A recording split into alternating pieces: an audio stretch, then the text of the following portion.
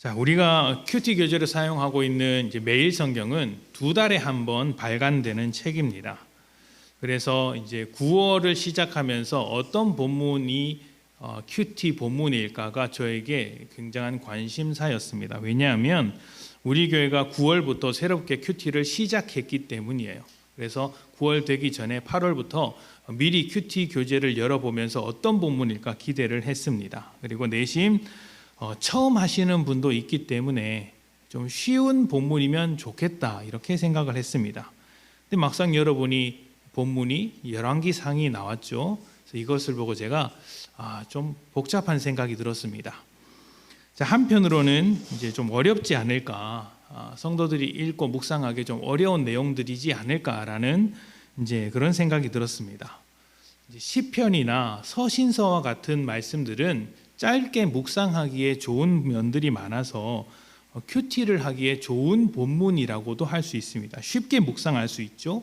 특히 시편 같은 경우에는 그 자체가 묵상이기 때문에 그대로만 묵상을 해도 우리가 충분히 이제 큐티를 할 수 있습니다. 그런데 열왕기상은 전혀 그렇지 않기 때문이에요. 짧게 묵상하기보다는 긴 호흡을 가지고 맥락을 알아야 하는 이야기이기 때문에 때로는 큐티를 할 때 좀 어려운 이제 내용들도 많습니다. 그래서 여러분들이 그동안 큐티를 해오신 분이라면 아실 겁니다. 시편이라든지 다른 서신서와 같은 본문을 큐티할 때는 매일 성경 본문 자체가 짧습니다. 짧을 때는 한두 절일 때도 있고요. 길어봐야 10절, 10절 이내인 경우가 많습니다. 그런데 구약의 열왕기상이 되면은 13장 전체, 12장 전체, 1절부터 50절까지 이렇게 이제 본문이 나오기도 하거든요. 그러면 이제 답답하죠.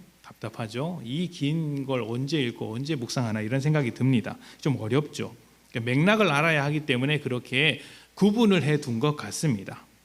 그래서 좀 아쉽다는 생각이 들었는데 또 다르게 생각해 보니까 이것도 괜찮겠다라는 생각이 들었습니다. 왜냐하면 어떤 말씀이든지 하나님께서 우리에게 은혜를 주시고자 하면 주실 수 있기 때문이죠.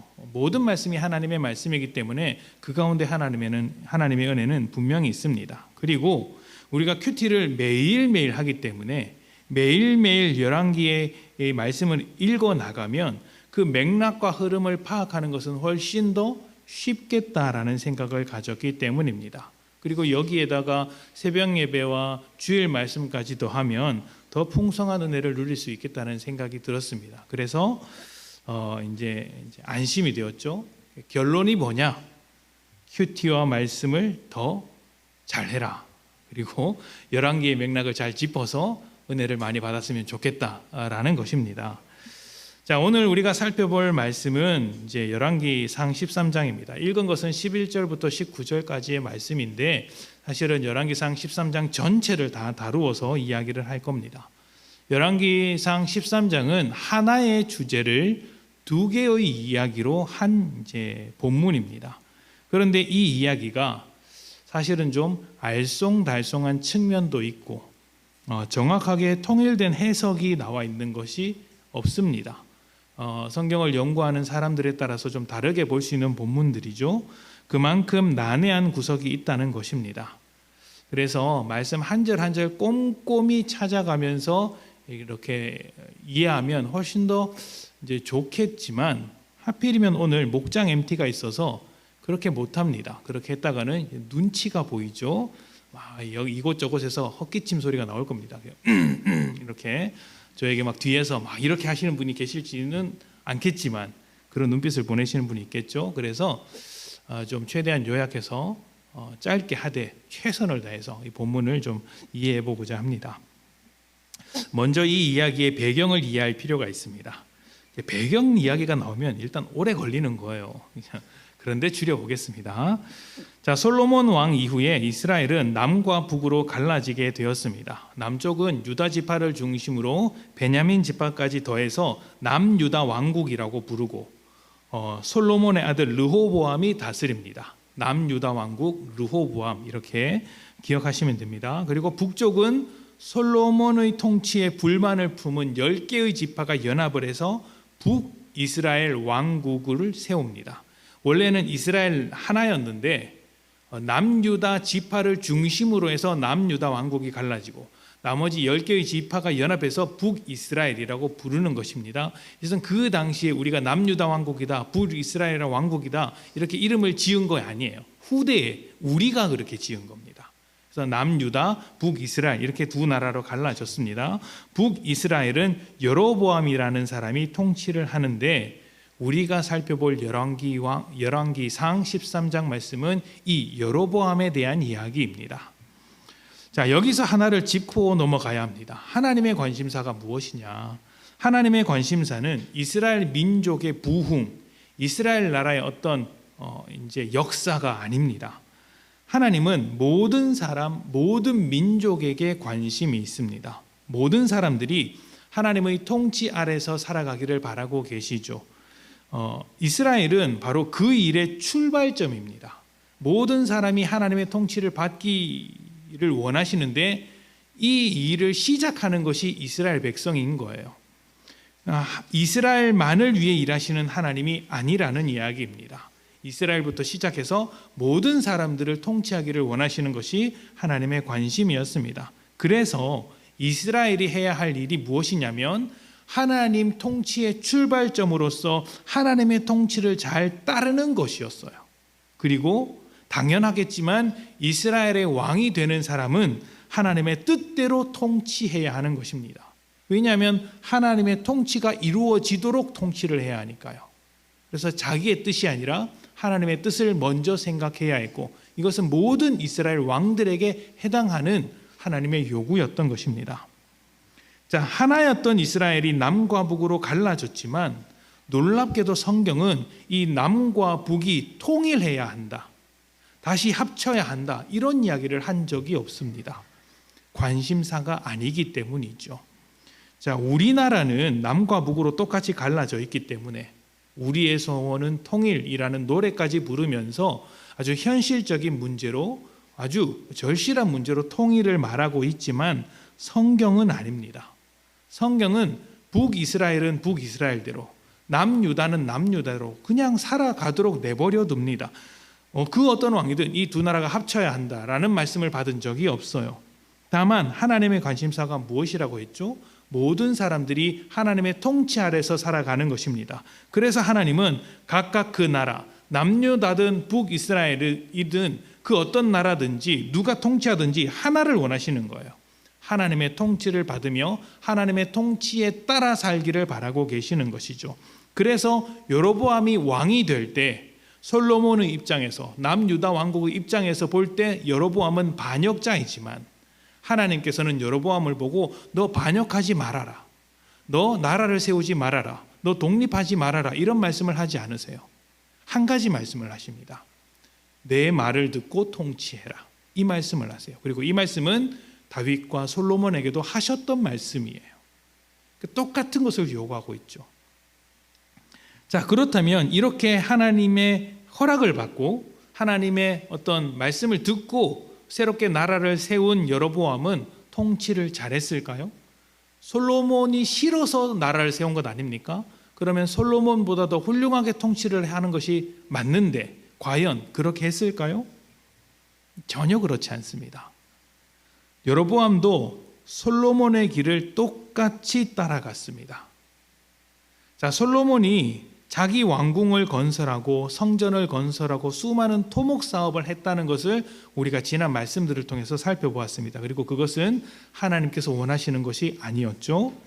자, 지을 필요가 없는 성전을 지으면서 그 모든 것이 하나님을 위한 것이라고 말을 했지만 그것은 명분이었고 사실상 자기 권력과 힘을 강조하면서 자기를 드러내기 위한 수단으로서 성전을 지었던 것입니다. 그것을 어떻게 알 수 있느냐? 나중에 애굽 여인과 결혼하고 수많은 이방 여인들과 결혼하면서 그 여인들이 가지고 온 우상들을 위한 신전도 함께 짓는 것으로 볼 수 있어요. 그리고 우상을 가지고 옴과 동시에 우상의 문화도 받아들여서 우상의 뜻대로 우상이 넘치는 나라로 만들게 되죠. 하나님의 뜻은 전혀 보이지 않습니다.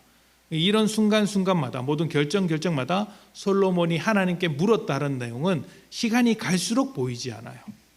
하나님께서 말씀하셨던 순간은 꿈이었을 뿐이고 꿈에서밖에 없었고 솔로몬이 하나님과 대화했던 것도 꿈에서밖에 없었습니다. 성전을 지을 때까지였어요. 성전 딱 짓고 나서부터는 절대로 하나님께 묻지 않았죠. 자기를 위한 성전이니까 그런 것입니다. 자, 그러니까 솔로몬은 자기 권력을 지키는데 조금이라도 유리하면 하나님의 말씀을 어겨서라도 우상을 붙잡는 사람이었습니다. 자, 그런데 여로보암도 똑같이 하는 거예요. 똑같이 합니다. 자, 말씀을 하나 봅시다. 열왕기상 12장 25절부터 29절입니다. 우리 함께 읽어보겠습니다. 25절부터 29절까지 말씀. 자, 시작. 여로보암이 에브라임 산지에 세겜을 건축하고 거기서 살며 또 거기서 나가서 분우엘을 건축하고 그의 마음에 스스로 이르기를 나라가 이제 다윗의 집으로 돌아가리로다. 만일 이 백성이 예루살렘에 있는 여호와의 성전에 제사를 드리고자 하여 올라가면 이 백성의 마음이 유다 왕 된 그들의 주 르호보암에게로 돌아가서 나를 죽이고 유다의 왕 르호보암에게로 돌아가리로다 하고 이에 계획하고 두 금송아지를 만들고 다시는 예루살렘에 올라갈 것이 없도다.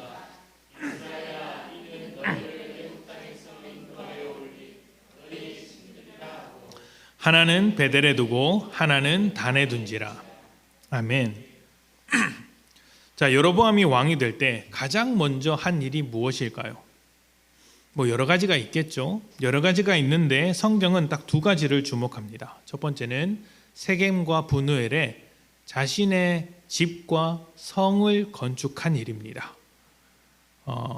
그리고 두 번째는 백성들의 마음을 자신에게로 모으기 위해 르호보암 왕에게 마음을 빼앗기지 않도록 백성들의 마음을 자기에게 모으기 위해, 다시 말해서 권력을 자신에게 집중시키기 위해서 단과 베델의 금송아지 우상과 제단을 만든 것입니다. 자, 단이라는 지역은 북이스라엘 왕국의 북쪽 끝이고요. 베델은 북이스라엘 왕국의 남쪽 끝입니다. 그러니까 북쪽과 남쪽 양 극단 끝에다가 제단을 만들어 놓고 백성들이 그 바깥으로 넘어가지 못하도록 만들어 둔 거예요.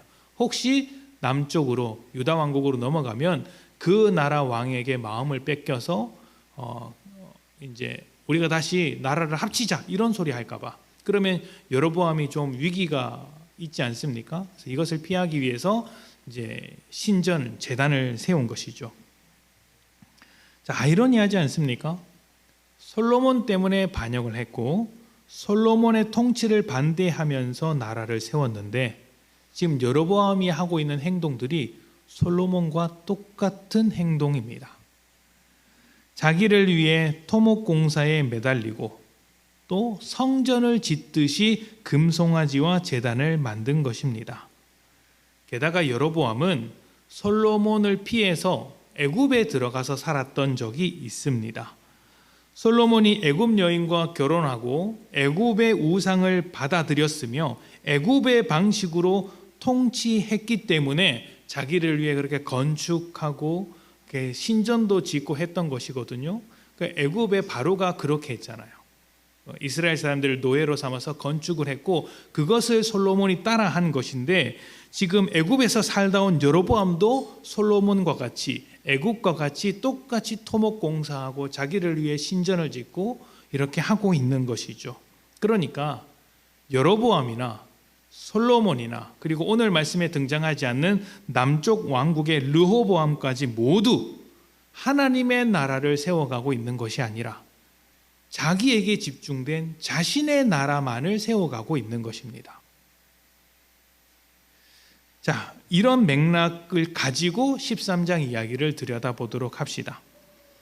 자, 13장은 여로보암이 베델의 제단에 제사를 드릴 때 남유다에서 하나님의 말씀을 받은 한 사람, 하나님의 사람이 찾아오는 것으로 이야기가 시작됩니다.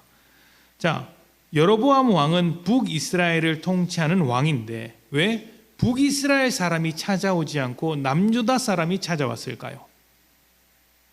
북이스라엘 사람 중에서도 하나님의 말씀을 받아서 오면 되지 않습니까? 그런데 콕 집어서 남유다에서 사람이 왔다 이렇게 성경이 가르치고 있습니다. 왜 그럴까요? 북이스라엘에는 하나님의 말씀을 듣는 사람이 없었기 때문입니다. 그러니까 그 누구도 하나님의 말씀을 받을 만한 사람이 없었고 모두 이제 여로보암의 영향을 받아서 금송아지를 섬기고 있었기 때문에 하나님의 말씀을 전할 사람이 없었던 것이죠. 물론 남유다도 똑같습니다. 남유다라고 해서 특별한 것이 아니라 똑같아요. 다만 지금은 하나님께서 북이스라엘 왕에게 이야기하는 것이기 때문에 북이스라엘에게는 사람이 없다라는 것을 강조하기 위해서 북이스라엘 바깥에서 데리고 오신 거예요. 그게 남유다 사람인 거예요. 만약 반대로 남유다에게 이런 일이 일어났다면 아마 남유다 밖에서 북이스라엘에서 어떤 사람을 불러서 데리고 왔겠죠. 어떤 사람이든 세울 수 있지만 굳이 하나님께서 남유다 사람을 데리고 온 것은 그만큼 북이스라엘 사람들 속에서는 하나님의 말씀을 듣는 일이 없다라는 것이고 그 문제의 핵심에는 무엇이 있어요? 이 우상의 제단이 있다라는 것입니다. 자, 찾아온 하나님의 사람이 여로보암이 만든 우상의 제단과 그 제단을 섬기는 제사장들을 바라보며 제단아 너는 모두 파괴될 것이다 이렇게 예언을 합니다. 그런데 이것은 지금 당장 일어날 일이 아니라 300년 뒤에 요시야 왕이 등장하게 되면 일어날 일입니다. 그러니까 지금 당장 일어날 일은 아니죠. 자, 그런데 하나님께서는 이 일이 확실하게 이루어질 것이라는 징조를 함께 보여주십니다. 어떤 말씀이냐면 이제 하나님의 사람이 이 제단과 우상과 이 우상을 섬기는 제사장들이 모두 멸망할 것이다. 그런데 이 일이 지금 당장에는 일어나지 않고 요시야라는 왕이 등장했을 때 일어날 것인데 이 일이 확실히 일어날 것이라는 증거를 너희에게 보여주겠다. 그게 뭐냐면 지금 여로보암이 제사하고 있는 그 제단이 반으로 쪼개지고 그 제물을 태워서 바친 그 기름과 재의 찌꺼기가 모두 땅에 쏟아질 것이다. 이렇게 이야기를 하고 있는 거예요. 여로보암이 제사를 드리고 있는 와중에 이 이야기를 하고 있는 것이죠. 자, 이 이야기를 듣고 있는 여로보암이 기분이 좋을까요? 나쁠까요? 나쁘죠. 하나님의 말씀을 듣고 왕이 된 여로보암이지만 이미 그 마음속에는 자기의 왕궁을 세워야겠다라는 마음이 가득하고 그것을 위해서 우상을 의지하고자 하는 마음이 가득 찼기 때문에 하나님의 말씀이 들어와도 기분 나쁜 거예요. 왜 내 일을 방해하지? 왜 내 삶에 걸림돌이 되지? 이렇게 받아들이는 겁니다. 아, 내가 잘못 가고 있구나. 내가 바꿔야 되겠구나. 변화되어야 되겠구나. 이렇게 생각하는 것이 아니라 말씀이 틀렸다. 하나님이 틀렸다. 이렇게 주장을 하는 것이죠. 기분 나쁜 거예요. 그런데 우리도 그럴 수 있어요. 어떤 말씀을 들었을 때 그 말씀을 어떻게 받느냐를 보면 내가 하나님을 어떻게 생각하는지를 알 수 있습니다. 세상을 더 바라보며 우상 가운데 있는데 내가 가는 길과 충돌하는 말씀이 내게 찾아왔을 때 그것을 불편하게 여기고 기분 나쁘게 여기고 거절한다면 그것은 하나님을 거절하는 것과 같아요. 말씀과 내가 충돌했을 때는 내가 깨져야 하는 것입니다. 물론 말씀을 전하는 자도 똑같겠죠. 전하는 자도 어떻게 전하느냐에 따라서 그 사람이 하나님을 어떻게 생각하는지가 판가름 날 것입니다. 자, 그런데 여로보암은 기분이 나빴다는 것이죠. 그래서 손을 펴서 그 말씀을 전하는 하나님의 사람을 잡으라 이렇게 명령을 했습니다. 잡아서 뭐 하겠습니까? 더 이상 떠들지 못하도록 죽이겠다는 의미죠. 그러자 갑자기 그 편 손이 말라서 마비가 되는 것입니다. 손은 권능이자 힘을 나타내는 것인데 하나님께서 그것을 마비시켜버리고 마르게 만드셨다는 것은 여로보암의 모든 권능과 힘을 하나님께서 모두 가져가 버리셨다는 것이에요. 어쨌든 이렇게 멈추게 되었습니다. 그리고 곧이어서 하나님께서 말씀하신 그대로 여로보암이 드리고 있던 그 제단이 쪼개지고 재가 땅에 쏟아지게 된 것입니다. 징조가 그 하나님의 사람이 말했던 징조가 이루어진 것이죠. 그러면 그 앞에서 말한 요시야 때의 모든 우상이 그리고 우상의 제단이 파괴될 것이다라는 말씀도 당연히 이루어지는 것이겠죠. 자, 이것을 보니 방금 전까지 기분 나빠했던 여로보암, 하나님의 사람을 죽이려고 했던 여로보암이 갑자기 태세 전환을 합니다. 이 징조를 보니 뭔가 큰일이 일어나긴 하겠구나, 충격을 받은 것 같습니다. 그래서 태세 전환을 하면서 하나님의 사람에게 부탁을 하죠. 이 마른 손을 좀 고쳐달라, 이렇게 요구를 합니다. 그런데 어떻게 말을 하냐면 나를 위하여 너의 하나님께 기도해다오, 이렇게 이야기를 합니다. 나를 위하여 너의 하나님께 기도를 해다오. 그러니까 하나님께서 이 하나님의 사람을 보내신 이유는 우상의 제단에서 제사하는 것을 멈추고 이제 하나님의 사람으로서 하나님의 말씀을 따라 살라는 것입니다. 이렇게 하려면 여로보암이 가장 먼저 뭘 해야 되냐면 하나님을 인정해야 돼요. 나의 하나님으로 인정을 해야 돼요. 그런데 여로보암은 지금 그렇게 안 하고 있어요. 여전히 너의 하나님이지 나의 하나님은 아닌 거예요. 그 마음속에 여전히 우상이 가득한 것이죠. 어찌되었든 하나님의 사람은 하나님의 은혜를 가운데 그 사람을 위해, 여로보암을 위해서 기도를 해줍니다. 그래서 손이 원래대로 돌아옵니다. 하나님은 항상 은혜를 주시는 분이기 때문이죠. 그러자 여로보암이 하나님의 사람을 자신의 집으로 초대를 해요. 왜 초대할까요? 좋아 보이니까, 자기에게 유리해 보이니까. 저 사람의 능력이라면, 내 손이 말랐다가 다시 회복되는 것을 보고 저 사람이 말한 대로 제단이 막 쪼개지는 것을 보니 뭔가 대단한 능력이 있구나, 저 사람을 내 편으로 끌어들일 수 있다면, 또 저 사람이 섬기는 하나님을 내 편으로 끌어들일 수만 있다면 내가 왕권을 강화시키고 이 나라를 더욱더 잘 다스리는데 도움이 되겠다라는 생각에 이제 일종의 스카웃을 하는 거예요. 우리 팀이 되자, 우리 편이 되자, 이렇게 스카웃을 하는 것입니다. 그런데 이 하나님의 사람이 거절을 합니다. 왜 거절을 하냐면 하나님께서 왕과 함께 식탁에 올라가서 떡도 먹지 말고 물도 먹지 말고 너는 뒤돌아서서 뒤도 돌아보지 말고 집으로 돌아가라, 다른 길로 돌아가라, 쫓아오지 못하도록 사람들이 늘 다니는 길이 아니라 알 수 없는 다른 길로 돌아가라, 이렇게 말씀하셨기 때문입니다. 그러니까 이제 왕에게 할 말만 하고 그 사람과 같은 편이 되지 말고 그냥 되돌아오라, 이렇게 말씀을 하셨죠. 자, 두 번째 이야기는 이제 베델에 사는 늙은 선지자의 이야기입니다. 자, 앞에서 말했던 지금 첫 번째 이야기, 여로보암에 대한 이야기와 두 번째 이야기가 같은 맥락 가운데 있는 거예요. 자, 두 번째 이야기는 베델에 사는 이제 늙은 선지자가 등장하는 것으로서 시작을 합니다. 자, 베델이 어떤 곳이죠? 맨 처음에 이야기했던 곳인데요. 그 금송아지 제단이 있는 것이고 여로보암이 이제 그곳에서 지금 제사하고 있는 곳이죠.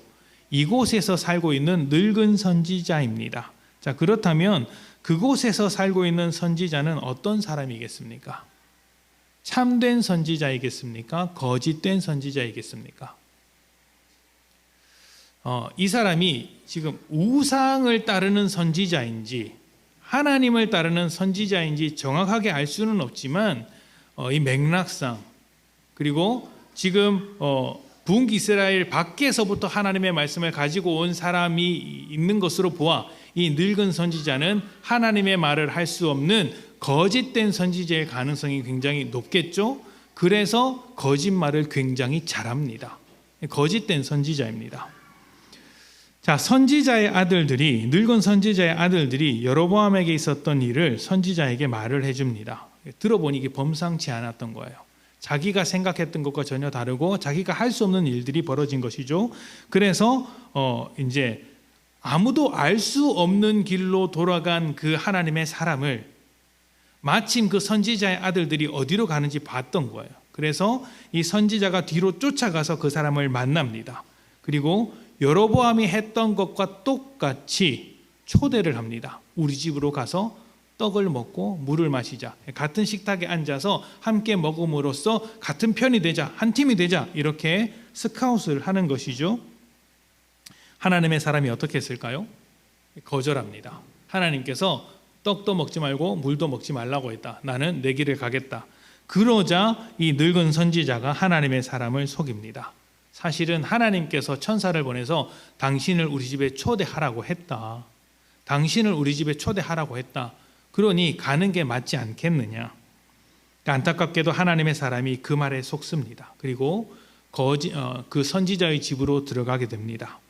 그러자 그때 하나님께서 그 늙은 선지자를 통해 하나님의 사람에게 말을 합니다. 이제 내가 하지 말라고 했던 말을 다 어겼기 때문에 너는 집으로 평안히 돌아갈 수 없다. 그리고 그 하나님의 사람은 식사를 마치고 집에 돌아가는 길에 사자에게 물려서 죽습니다. 근데 죽은 모양이 어떠냐면, 사자가 왜 사람을 죽였겠어요? 배고파서 죽였겠죠. 그런데 사자가 그 하나님의 사람이 타고 가는 나귀도 그냥 내버려 두고, 그 선지자도 잡아먹은 것이 아니라 그냥 딱 죽여놓고만 옆에 가만히 있는 거예요. 그러면 이것을 본 이제 늙은 선지자가 정말 하나님의 말씀이 말씀대로 이루어졌구나, 그대로 이루어졌구나, 이것을 알게 되었습니다. 이게 이야기의 끝이에요. 자, 여기까지가 내용이었고, 그리고 이제 이 내용이 무엇을 의미하는지를 보도록 합시다. 대충 머릿속에 그림이 다 그려지시죠? 안 그려집니까? 광고 시간에는 그렇게 와 이렇게 하시더니 속상합니다. 자, 여로보암은 하나님의 나라를 위해 이제 말씀을 의지하는 것이 아니라 자기의 나라를 위해 솔로몬이 그랬던 것처럼 우상을 의지하는 모습을 보여주었습니다. 그래서 하나님의 말씀을 전하는 사람이 찾아오자 싫어했어요. 왜 그럴까요? 말씀이 보여주는 능력은 나라를 건설하기 위한 능력으로 보기에는 너무 초라하기 때문입니다. 한번 생각해 보십시오. 다른 국가들, 다른 나라들이 어떻게 나라를 세워갑니까? 강력한 왕권을 바탕으로 철권 통치를 하지 않습니까? 그 왕의 말을 듣지 않으면 처단해버리고, 그리고 왕을 보호하기 위해 주변의 사람들을 굉장히 많이 세우죠. 군대를 모으고 재산을 모으고 자신을 보호하기 위해 성도 높이 세웁니다. 그런데 하나님의 말씀을 따라 살게 되면 그런 걸 못하는 거예요. 자기를 위해 군대도 못 만듭니다. 은과 금을 자기를 위해서 만들 수도 없습니다.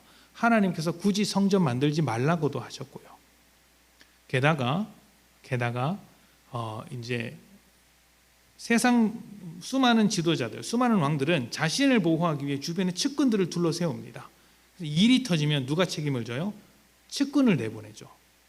그런데 하나님은 뭐라고 말씀하시냐면 왕이 앞장서라 이야기하십니다. 네가 책임을 져야지. 네가 백성들 앞에 서서 모든 일을 하라고 하십니다. 왕이 다 책임을 지는 거예요. 백성을 위해 왕이 섬겨야 하는 것이죠. 그래서 하나님의 말씀에 따르면 왕은 무조건 종이 되어야 합니다. 예수 그리스도를 보면 알 수 있지 않습니까? 하나님 나라의 왕으로 오신 분이 예수님인데 그분은 종이 되셔서 우리를 위해 죽으셨어요. 그 모델을 따라서 왕들이 살아가야 하는데 그 모습이 세상이 보기에는 초라한 것입니다. 십자가를 보면 세상이 초라하게 생각하듯이 지금 하나님의 말씀을 받은 여로보암도 솔로몬도 그 어떤 왕도 그 말씀대로 살아가는 삶이 초라해 보이는 거예요. 그러면 세상에서 누가 성공한 왕이라고 추켜 세워주겠습니까? 아무도 그렇게 생각하지 않죠.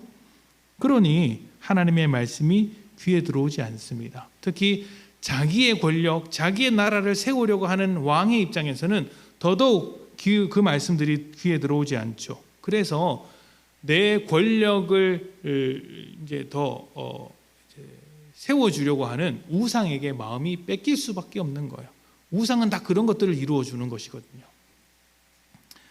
자, 그러나 하나님은 우상의 제단이 갈라지고 파괴될 것이라는 말씀을 주셨고, 이 말씀을 통해서 우상을 의지하는 것이 얼마나 헛된 것인지를 가르쳐 주셨습니다. 여로보암이 무시하는 하나님의 말씀이 여로보암이 의지하는 그 모든 우상의 제단을 파괴해버린 것이에요.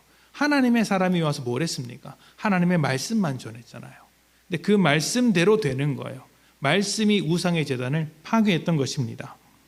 자, 늙은 선지자의 이야기도 그렇습니다. 자, 똑같은 거예요. 헛된 우상에게 속아서 우상의 편에 선 여로보암과 같이 하나님의 사람이 거짓 선지자에게 속아서 그들과 한 팀, 한 밥상을 먹게 되었습니다.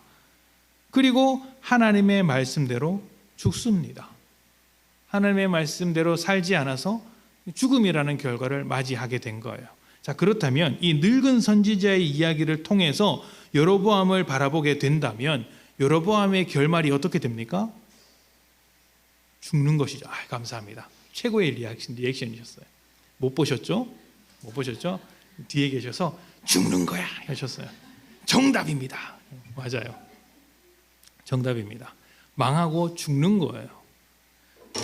거짓되고 헛된 것을 쫓아가는 사람은 죽는 거예요. 근데 우상이 거짓된 것이라는 말이죠. 그래서 이 모든 이야기 끝에 13장 마지막에 보면 여로보암의 죽음이 나옵니다.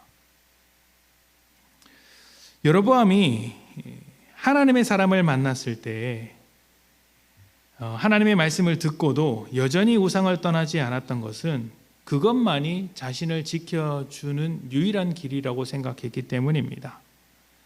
그리고 우리 역시 세상의 수많은 유혹과 거짓말에 흔들리게 될 때가 있는데 그 모든 순간도 사실은 여로보암과 같은 생각을 가지고 있기 때문에 흔들리는 것이에요. 다 명분이 있어요. 이유가 있어요. 사정이 있어요. 이건 이래서 안 되는 것이고요. 저거는 저래서 안 되는 것이다. 내가 이게 있어야 산다. 이거 없으면 안 된다.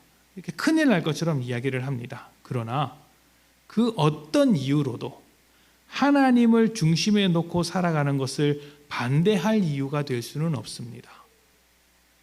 그 어떤 이유로도 하나님이 중심에 계시지 못할 이유가 되어서는 안 된다라는 것입니다.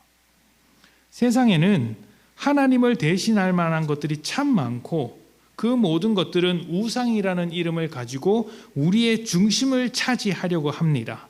그러나 그 모든 것들은 여로보암이 의지했던 우상과 똑같은 것입니다. 화려하고 대단해 보이고 나를 지켜줄 것 같지만 본질을 들여다보면 헛되고 무의미한 결과를 만들어낼 뿐이라는 것이죠. 왜 그렇습니까? 우상을 섬기는 순간 하나님이 만들어내는 모든 가치를 버리게 되기 때문입니다. 하나님으로부터 귀를 닫고 하나님의 뜻을 따르지도 않으며 하나님께서 우리에게 요구하시며 가르쳐 주시는 그 모든 진리를 버리기 때문에 우상은 헛된 것을 만들어낼 수밖에 없다는 것입니다. 거짓이 만드는 허망한 결과에서 벗어나 하나님의 참된 가치, 그 참된 가치로 가득한 하나님 나라의 백성으로 살아가기 위해서 가장 필요한 것은 흔들림 없이 신실한 자세로 하나님의 말씀을 붙잡고 살아가는 것입니다. 말씀을 붙잡는 인생이 세상이 바라볼 때는 별 볼 일 없어 보이고 납득할 수 없는 인생을 살아가는 것 같지만 여러분, 세상은요 그렇게 바라볼 수밖에 없어요. 왜냐하면 하나님을 알지 못하고 영원한 말씀의 능력을 알지 못하기 때문입니다. 그런 세상의 평가에 휘둘릴 필요가 전혀 없습니다. 화려해 보이는 세상의 거짓말과 초라해 보이지만 영원한 진리의 말씀 중에서 여러분은 무엇을 선택하기 원하십니까? 하나님의 말씀은 우리를 변화시키고 새롭게 하는 능력이 있습니다. 세상의 화려한 거짓말에 흔들리지 않는 믿음을 가지고 하나님의 말씀을 의지하며 살아가는 귀한 성도님들이 되시기를 축복합니다.